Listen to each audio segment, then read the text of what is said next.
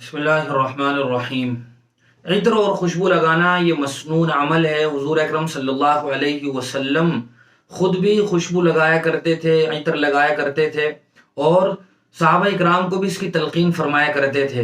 حضور صلی اللہ علیہ وسلم جمعہ کے دن، اسی طرح عید کے دن خوشبو لگاتے تھے، اور خوشبو لگانے سے انسان کی طبیعت فرحت اور خوشی محسوس کرتی ہے اور انسان بدبو سے محفوظ رہتا ہے۔ لیکن سوال میں جو یہ بات ہے کہ کیا خوشبو لگانے سے، بطور خاص رات میں لگانے سے کوئی اثر آ جاتا ہے؟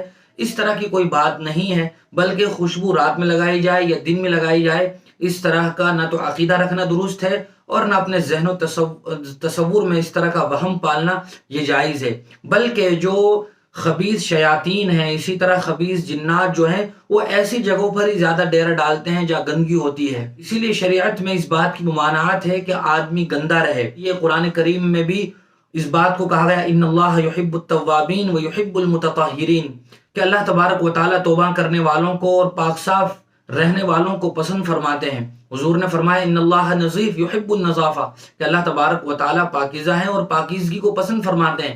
ان اللہ جمیل یحب الجمال، اللہ تبارک و تعالیٰ خوبصورت ہیں، خوبصورتی کو پسند فرماتے ہیں۔ لہذا صاف ستھرا رہنا، خوشبو لگا کر رکھنا، یہ تو خود گویا اسلام کا ہم سے مطالبہ ہے۔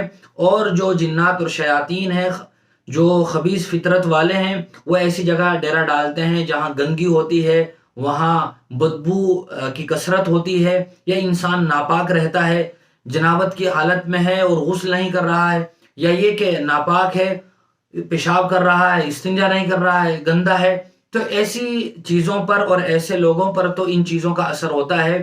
لیکن صرف عطر لگانے سے، چاہے وہ رات میں لگائے یا دن میں لگائے، کوئی اس طرح کا اثر نہیں ہوتا ہے۔